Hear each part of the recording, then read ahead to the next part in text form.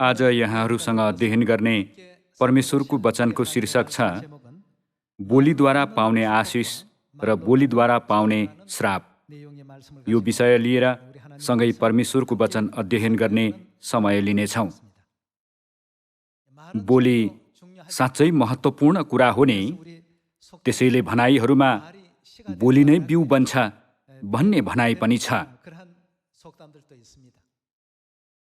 यसरी हामीले बोल्ने बोली एउटा बिउ बन्छ र त्यसले निश्चय नै त्यसै अनुसारको परिणाम ल्याउँछ।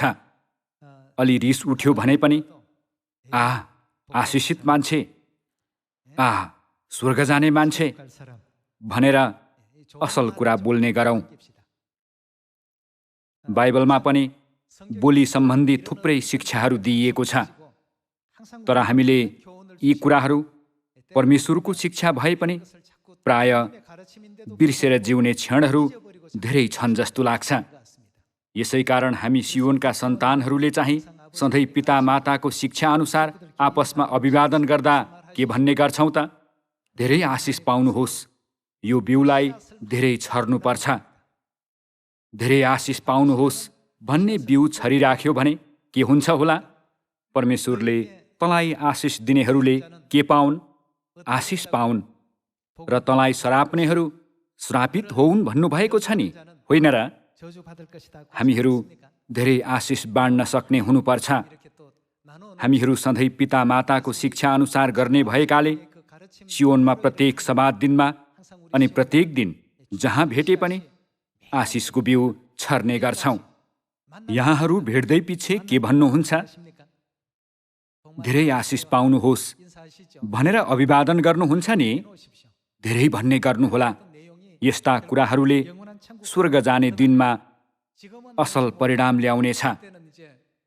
अहिले थाहा नभए पनि बैङ्कमा बचत गरिराखेको पैसा निकाले जस्तै आशिषको प्रतिफल पाउने त्यो क्षण पनि निश्चय आउनेछ भनी म दृढ विश्वास गर्दछु। हामी याकुब 3:2 वचन एकपटक हेरौँ। किनकि हामी सबै धेरै भुल गर्दछौँ। जुन मानिसले आफूले बोल्ने कुरामा भुल गर्दैन त्यसले आफ्ना सारा शरीरमा पनि लगाम लगाउन सक्छ र त्यो सिद्ध मानिस हुन्छ। यदि घोडाहरूलाई बसमा राख्नलाई तिनीहरूका मुखमा लगाम लगायौँ भने तिनीहरूका सारा शरीरलाई जता मन पर्यो त्यतै लान सक्छौँ। हेर त, जहाजहरू जो तेज हावाले चल्दछन् ती ठुला ठुला भए तापनि एउटा सानो पतवारद्वारा कर्णधारले आफ्नो इच्छा अनुसार जता मन पर्यो त्यतै लान्छ। त्यस्तै जिब्रो पनि एउटा सानो अङ्ग भएर ठुला ठुला कुराको अभिमान गर्दछ। हेर, एउटा सानो आगोको झिल्काले ठुलो वन पनि स्वाहा पार्दछ। जिब्रो पनि एउटा आगो नै हो। यो शरीरका अङ्गहरूमध्ये अधर्मको एउटा दुनियाँ नै हो। यसले सारा शरीरलाई दूषित पार्दछ र जीवनको सारा क्रममा नै आगो सल्काइदिन्छ र नरकको आगोमा त्यो जल्छ भनिएको छ। यतिसम्म जिब्रो चलाउन होस पुर्याउनु पर्छ भन्ने अर्थ होइन र? बोलीद्वारा पाउने आशिष र बोलीद्वारा पाउने श्राप। यो बोलीले गर्दा घटेका थुप्रै घटनाहरू बाइबलमा हाम्रो शिक्षा स्वरूप लेखिएका छन्। एउटा गलत बोलीले गर्दा ज्येष्ठ अधिकार गुमाएका एसाव जस्ता मानिसहरू पनि थिए भने एउटा असल बोलीले गर्दा जीवनभर दृष्टिहीन भएर जिएका अन्धाहरूले येशूज्यूको अनुग्रह पाएर पुनः दृष्टि प्राप्त गरेका थिए। जुन कुरा बाइबलमा लेखिएको छ। बोली महत्त्वपूर्ण हुन्छ। त्यसैले परमेश्वरले हामीलाई बोलीको महत्त्व बुझाउनको निम्ति सत्यता सुनाउने कुरालाई के भन्नुभयो त भन्दा आशिषित खबर अर्थात् आशिषित बोली सुनाउने हो भनेर यसरी भन्नुभएको छ। यदि यहाँहरू स्वर्गमा गएर धेरै आशिष पाउन चाहनुहुन्छ भने आफ्नो छरछिमेकमा धेरै आशिषित बोलीहरू रोप्नुहोला। येशूज्यूले बोली सम्बन्धी दिनुभएको शिक्षा मत्ती अध्याय 12 गएर एकपटक हेरौँ। मत्ती 12:34 सँगै हेर्नेछौँ। ए सर्पका बच्चा हो, तिमीहरू आफै दुष्ट छौ, असल कुरा कसरी बोल्न सक्छौ? किनभने हृदयमा भरिएका कुराहरू नै के हुन्छन् त मुखबाट निस्कन्छन्। बोली भनेको नै हृदयमा भरिएको अदृश्य ठाउँमा थुप्रो लागेको कुरालाई अरूले सुन्न सक्ने गरी अभिव्यक्त गरिने कुरा हो। बोली चाहिँ त्यत्तिकै निस्कने कुरा होइन कि हृदयमा भएको इच्छालाई प्रसार गर्ने एउटा साधन हो भन्न सकिन्छ। 35मा असल मानिसले आफूभित्र भरिएका असल थोकबाट असलै थोक निकाल्छ, तर दुष्ट मानिसले आफूमा भरिएको दुष्टताबाट दुष्ट थोक नै निकाल्छ।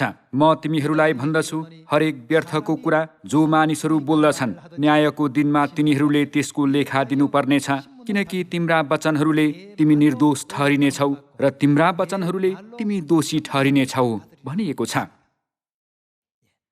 बोलीद्वारा आशिष पाउने र बोलीद्वारा श्रापित हुने कुरा येशूज्यूले मत्ती अध्याय 12मा स्पष्टसँग हामी सियोनका सन्तानहरूलाई अनि सारा संसारका मानिसहरूलाई शिक्षा दिनुभएको छ। अनन्त परमेश्वरको राज्य झन्झन नजिक आइरहेको छ। आज हामीले बोलेका असङ्ख्य बोलीहरूले न्यायको दिनमा हाम्रो इन्साफ हुन्छ भने आज हामीले खन्याइरहेको बोली आशिष पाउने बोली हो कि श्राप र दण्ड पाउने बोली होला भनेर पुनः एकपटक जाँच्नुपर्छ। अहिले यो क्षणदेखि भए पनि अमूल्य बोली, सुन्दर बोली, हित हुने बोली, अनुग्रह मिल्ने बोली, यस किसिमका बोलीहरू धेरैभन्दा धेरै रोप्नुहोस् भन्ने चाहन्छु। जे रोप्दछ त्यसको के पनि गर्नेछ भनिएको छ, कटनी पनि गर्नेछ। रोपे अनुसारै कटनी गर्ने होला त। हामी मत्ती अध्याय 9मा गएर हेरौँ। मत्ती 9को 27को वचन हेरौँ। येशू त्यहाँबाट जानुहुँदा दुईजना अन्धाहरू, हे दाउदका पुत्र, हामीमाथि दया गर्नुहोस् भनी कराउँदै उहाँको पछि पछि लागे। उहाँ घरमा पस्नु भएपछि ती अन्धा मानिसहरू उहाँ कहाँ आए। येशूले तिनीहरूलाई भन्नुभयो, म यो गर्न सक्छु भने के तिमीहरू विश्वास गर्दछौ?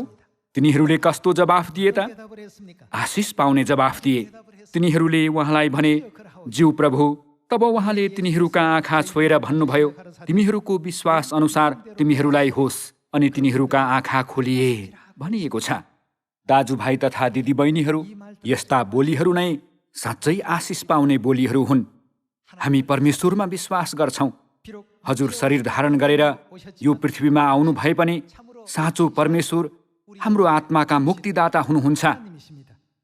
तिनीहरूले यस्तो विश्वासद्वारा येशूज्यूको प्रश्नको जवाफ दिएकाले तिमीहरूको विश्वास अनुसार तिमीहरूलाई होस् भन्नुहुँदै येशूज्यूले तिनीहरूको आँखालाई ढाकेको अन्धकारको घुम्टो हटाइदिनुभयो र ती दुई अन्धा मानिसले पुनः दृष्टि प्राप्त गरे। येशूज्यूले पहिलो आगमनको समयमा यस्तो चमत्कार गर्नुभयो भन्ने कुरामा हामीले ध्यान केन्द्रित गर्ने होइन कि यो चाहिँ अनुग्रहात्मक बोलीद्वारा कति अनुग्रहात्मक परिणाम आउँछ भनेर हामीलाई देखाइदिनु भएको अमूल्य दृश्य हो। हामी लुका 5को 3मा हेरौँ।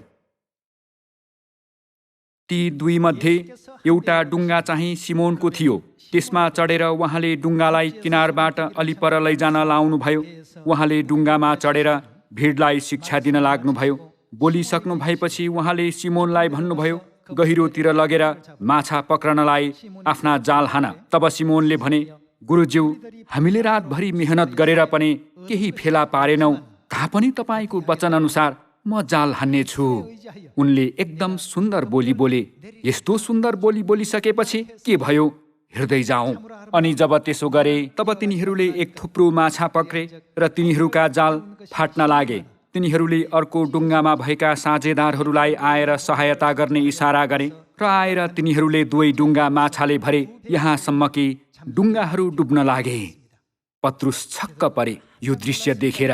8मा हेर्ने हो भने, तब यो देखेर येशूको पाउमा घोप्टो परी सिमोन पत्रुसले भने, हे प्रभु, मबाट जानुहोस्, किनकि म पापी मानिस हुँ। यत्तिका माछा पक्रेको देखेर तिनी र तिनको साथमा हुनेहरू सबैले साह्रै अचम्म माने। त्यसै गरी जब्दियाका छोराहरू याकुब र यूहन्ना पनि छक्क परे। तिनीहरू सिमोनसँग साझेदार थिए। येशूले सिमोनलाई भन्नुभयो, नडराऊ, अब उपरान्त तिमीले मानिसहरूलाई पक्रनेछौ। अनि जब तिनीहरूले आफ्ना डुङ्गाहरू पाखामा ल्याए, तिनीहरूले सबै थोक त्यागे र उहाँको पछि लागे भनिएको छ। यहाँ लुका अध्याय 5 को दृश्यलाई हेर्दा पत्रुसले रातभरि माछा पक्रन कोसिस गरेकाले थाकेर दिक्क लागिसक्यो, धेरै कोसिस गरिसके, गर्नु जति गरिसके भन्दै त्यत्तिमै सबै कुरा सिद्ध्याएका भए। सायद पत्रुस येशूज्यूको चेला नहुन पनि सक्थे होला।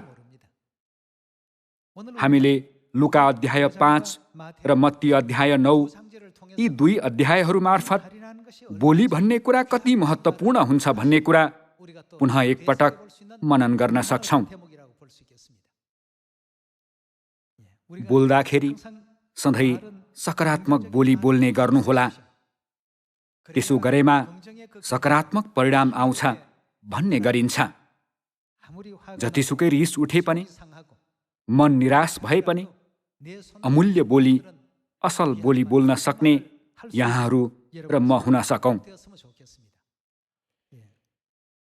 परमेश्वरले हामीलाई तिम्रो बोलीले गर्दा आशिष पाउँछौ, बोलीले गर्दा नै श्राप पाउँछौ भन्नुभएको छ। मत्ती र लुकाको सुसमाचारमा उल्लेखित 2वटा घटना चाहिँ राम्रो बोली बोलेर परमेश्वरबाट आशिष पाएको उदाहरण हो भन्न सकिन्छ।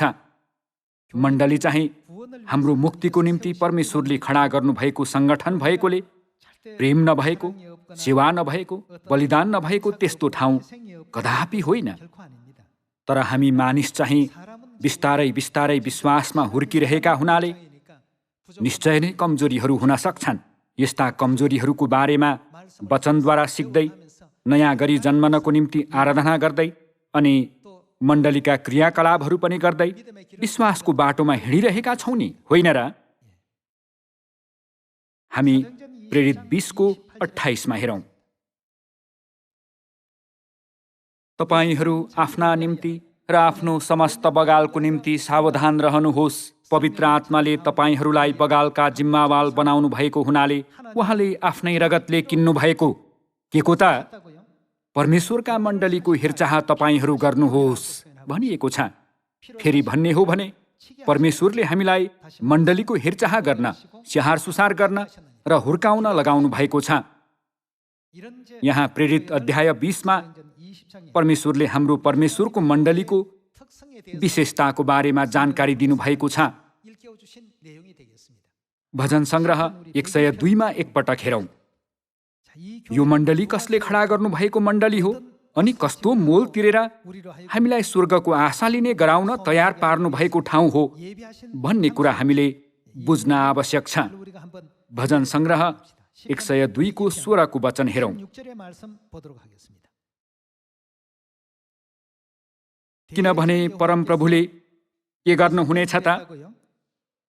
चाड मान्ने सियोनको पुनर्निर्माण गर्नुहुनेछ अनि आफ्नो महिमामा उहाँ प्रकट हुनुहुनेछ। उहाँले दिनहीनहरूको प्रार्थनाप्रति ध्यान दिनुहुन्छ। उहाँले तिनीहरूका निवेदनको उपेक्षा गर्नुहुन्न। अहिलेसम्म सृष्टि नगरिएका मानिसहरूले परमप्रभुको प्रशंसा गरून् भनेर यो कुरा भावी पुस्ताको निम्ति लेखियोस् भनिएको छ। यहाँ हेर्दा कसले सियोन पुनर्निर्माण गर्नुहुन्छ भनिएको छ? परमेश्वरले। प्रेरित अध्याय 20 मा चाहिँ केद्वारा मण्डली किन्नुभयो भनिएको छ। परमेश्वरले क्रुसमा बगाउनु भएको अनमोल रगतद्वारा स्थापना गर्नुभएको ठाउँ नै परमेश्वरको मण्डली हो। त्यसैले अझ महिमा, धन्यवाद र आदर चढाउनु पर्ने मण्डली हो भन्ने यथार्थतालाई हामी सबैले पुनः एकपटक हृदयमा खोपौँ। भजन सङ्ग्रह 87 को 5 मा हेरौँ। सियोनको विषयमा चाहिँ यो भनिनेछ, यो र त्यो त्यहीँ जन्मेका थिए अनि सर्वोच्च प्रभुले नै त्यसलाई के गर्नुहुनेछ त? स्थापित गर्नुहुनेछ। सर्वोच्च अर्थात् परमेश्वर स्वयंले स्थापना गर्नुभएको ठाउँ नै हाम्रो सियोन हो। यहाँहरूलाई राम्ररी थाहा भए जस्तै हाम्रो सियोन चाहिँ चाडहरू मनाइने ठाउँ हो नि। यो कुरालाई पनि एकपटक निश्चित गरी हेरौँ। यसैया अध्याय 33 जाउँ। हाम्रो मण्डली चाहिँ सर्वोच्च परमेश्वरले स्थापना गर्नुभएको हो। परमेश्वरले स्थापना गर्नुभएको मण्डलीलाई एकदम हलुका ठानेर लापरवाहीपूर्वक बोल्नु हुँदैन। क्रिस्टियन भए अनुरूप बोली र व्यवहारमा अझ होस पुर्याऔँ। यसैया 33:20 हेरौँ। हाम्रा केको सहर त ठहराइएका चाडहरूको सहर सियोनलाई हेर। तिमीहरूका आँखाले यरुसलेमलाई देख्नेछन्, एउटा शान्तिमय वासस्थान, एउटा पाल जो कहिल्यै हटाइने छैन, जसका किलाहरू कहिल्यै उखेलिने छैनन्, न त त्यसका डोरीहरू चुडाइनेछन्। त्यहाँ परमप्रभु अर्थात् परमेश्वर हाम्रा शक्तिशाली जन हुनुहुनेछ भनिएको छ।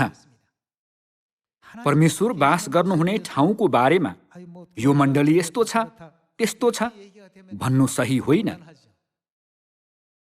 हाम्रा परमेश्वर पहिला र अहिले पनि उस्तै हुनुहुन्छ।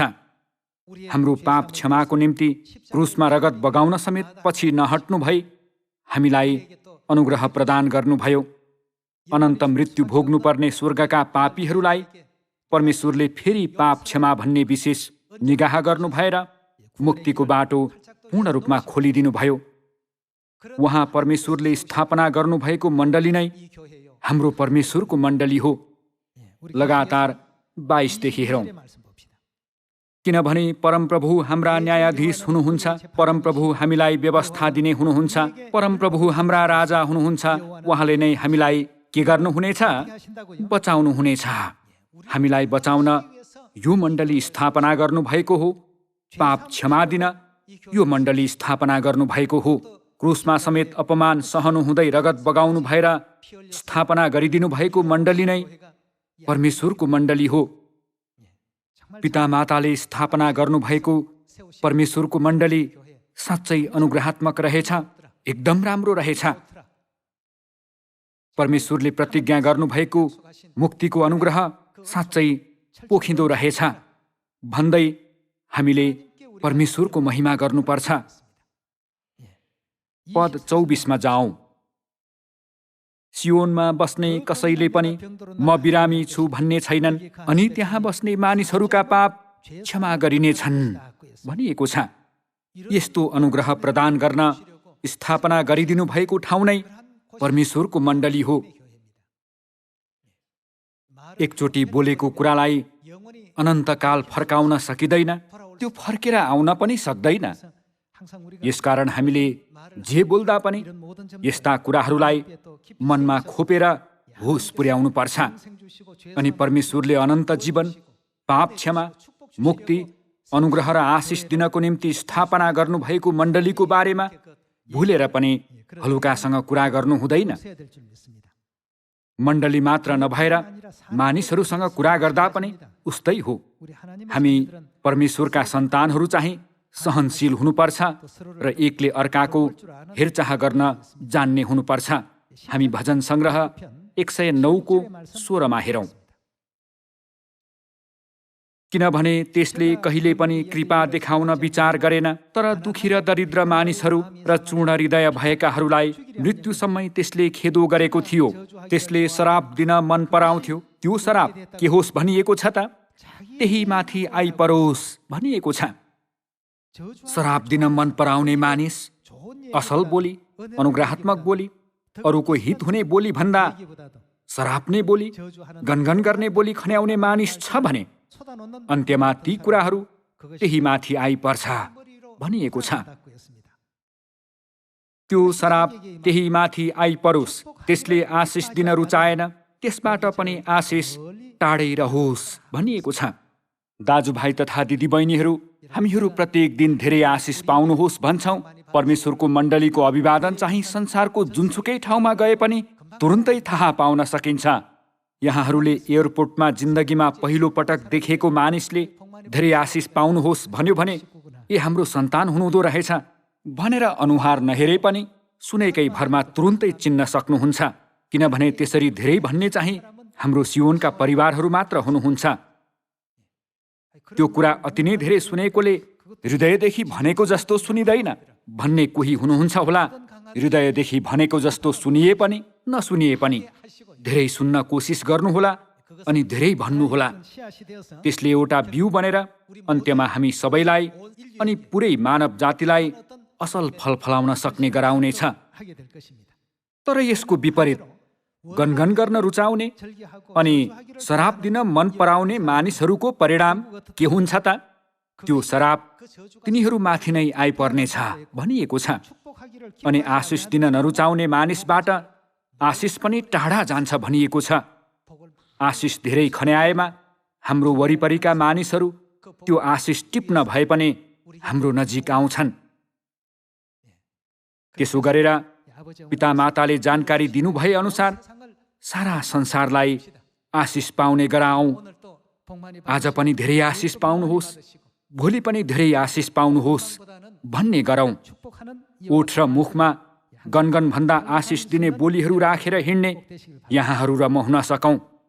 भजन संग्रह 109 को 17 को वचन फेरि हेर्ने हो भने त्यसले शराब दिन मन पराउँथ्यो, त्यो शराब त्यही माथि आइपरोस्। त्यसले आशिष दिन रुचाएन, त्यसबाट पनि आशिष टाढै रहोस्। यसरी परमेश्वरले हामीलाई स्पष्टसँग जानकारी दिनुभएको छ।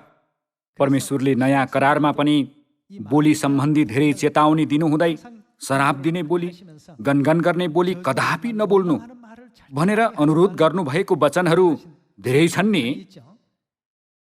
एफिसी 4 को 29 को वचन सँगै हेरौं। तिमीहरूका मुखबाट कुवाक्य ननिस्कोस् भनिएको छ। हामीले कदापि आफ्नो मुखबाट कुवाक्य निकाल्नु हुँदैन। तर कस्तो बोली त? समय सुहाउँदो र सुधार गर्ने मिठो वचन मात्र बोल्ने गर, जसबाट सुन्नेहरूलाई अनुग्रह मिलोस्। यस्ता कुराहरू लगातार रोप्नुपर्छ, तब अनुग्रहात्मक र सुन्दर परिणाम आउँछ। घरमा पनि यहाँहरूको पतिले विश्वास गर्नुहुन्न भनेर गनगन गर्ने बोली कदापि बोल्नु हुँदैन। उहाँ पछि पश्चाताप गरेर परमेश्वरको सत्यतामा आउनुभयो भने कसो गर्ने? प्रेरित पावलको अवस्थालाई एकपटक सोच्नुहोला। सुरुमा तिनले परमेश्वरका मानिसहरूलाई सताएका थिए, तर महसुस गरेपछि आफ्नो ज्यानलाई समेत परवाह नगरी परिश्रमका साथ ख्रीष्टको कार्य गरे नि, होइन र? पद 29 देखि लगातार हेरौं। तिमीहरूका मुखबाट कुवाक्य ननिस्कोस्, तर समय सुहाउँदो र सुधार गर्ने मिठो वचन मात्र बोल्ने गर, जसबाट सुन्नेहरूलाई अनुग्रह मिलोस्। अनि परमेश्वरका पवित्र आत्मालाई दुखित नतुल्याओ, जसमा उद्धारका दिनको निम्ति तिमीहरू छाप लगाइएका छौ। सबै तितोपना, क्रोध र रिस, होहल्ला र निन्दा, सबै किसिमका डाहा समेत तिमीहरूले के गरिदेऊ त? त्यागिदेऊ भनिएको छ। यस्ता कुराहरू लिइरहन आवश्यक छैन भन्ने कुरा हो। कसैप्रति घृणाको भाव छ भने त्यो घृणालाई पूर्णतः फालिदियौं, तब हामीबाट अनुग्रहात्मक र सुन्दर बोलीहरू धेरै निस्कन सक्छ। 32 मा हेर्ने हो भने जसरी परमेश्वरले ख्रीष्टमा तिमीहरूलाई क्षमा गर्नुभयो, त्यसरी नै एउटाले अर्कालाई क्षमा गरेर तिमीहरू एक अर्काप्रति कोमल मनका र दयालु हो भनिएको छ। यो नै बाइबलको वचन हो, हाम्रा परमेश्वरको वचन हो। यसलाई मनमा राखेर सुसमाचार सुनाउने क्रममा संसारका मानिसहरूलाई पनि श्राप दिने बोली होइन कि आशिष दिने बोली धेरै बोल्न सक्ने यहाँहरू र म हुन सकौं। यति मात्र होइन, मण्डलीको बारेमा भन्दा पनि मण्डलीमा जाँदा यो पनि राम्रो, त्यो पनि राम्रो रहेछ भन्ने गरौं। परमेश्वरले स्थापना गर्नुभएको र रगतले किन्नुभएको ठाउँ भएकोले मण्डलीको बारेमा कुरा गर्दा पनि सधैँ महिमा चढाउने त्यस्तो अभिव्यक्ति प्रयोग गर्नुपर्छ। भजन संग्रह 22 मा एउटा वचन अझ हेरौं। भजन संग्रह 22 को 22 मा सँगै हेर्नेछौं। म मेरा भाइहरूका सामुन्ने तपाईको नाउँ घोषणा गर्नेछु। सभाको बीचमा म तपाईको के गर्नेछु त? प्रशंसा गर्नेछु। परमेश्वरको धेरै प्रशंसा गरौं, धेरै महिमा चढाउँ। सधैँ हल्लेलुया भन्न सक्ने त्यस्तो विश्वास हामी सबैले लिनुपर्छ। 23 मा हेर्ने हो भने परमप्रभुको भय मान्नेहरू जतिले उहाँको प्रशंसा गर, याकुबका सबै सन्तान हो, उहाँको महिमा गर। हे इस्राएलका सबै सन्तान हो, उहाँको भक्ति गर, किनकि उहाँले पीडितको दुःखलाई तुच्छ ठान्नु भएको छैन, न घृणाको दृष्टिले हेर्नु भएको छ। उहाँले आफ्नो मुहार त्यसबाट लुकाउनु भएको छैन, तर त्यसले सहायताको निम्ति पुकार गर्दा उहाँले सुन्नु भएको छ। यहाँ पनि हेर्दा अन्तिम स्वर्गीय प्रजाहरू चाहिँ अगमबाणी अनुसार के गर्नेहरू हुन् त? परमेश्वरको महिमा गर्नेहरू हुन् भनेर यसरी अभिव्यक्त गरिएको छ। अनि प्रकाशको पुस्तकमा हेर्ने हो भने स्वर्गका स्वर्गदूतहरूले परमेश्वरको सामु प्रत्येक दिन कसरी प्रशंसा गर्छन् भनिएको छ त? हल्लेलुया, हल्लेलुया, परमेश्वरको महिमा होस्। यो नै स्वर्गीय भाषा हो। गनगन गर्दै परमेश्वर किन यो गरिदिनुहुन्न, किन त्यो गरिदिनुहुन्न, किन मलाई मात्र गाह्रो बनाउनुहुन्छ? यो स्वर्गीय भाषा होइन। हामीहरू हिँड्नुपर्ने आफ्नो बाटो छ। हामीहरू त्यो बाटोमा हिँड्दै सुन्दर स्वर्गीय सन्तानमा परिवर्तन हुने त्यस्तो प्रक्रियामा छौँ। किन म मात्र भन्ने नसोचिकन म भएकोले यो बाटो हिँड्नुपर्छ भनेर आफ्नो सोचाइलाई परिवर्तन गरेर अनन्त स्वर्गसम्म परमेश्वरलाई पछ्याउने हामीहरू हौँ। आज पनि भोलि पनि सियोनमा सधैँ बोलीद्वारा आशिष पाउने सबै सियोनका सन्तानहरू हौँ। बोलीले गर्दा श्रापित हुने हामीहरू हुनु हुँदैन नि। एसाव जस्तै ज्येष्ठ अधिकारको मूल्यलाई नबुझिकन एक कचौरा सुरुवा दिएर मेरो ज्येष्ठ अधिकारको आशिष लैजाऊ, यस किसिमको बोली हामीले बोल्नु हुँदैन।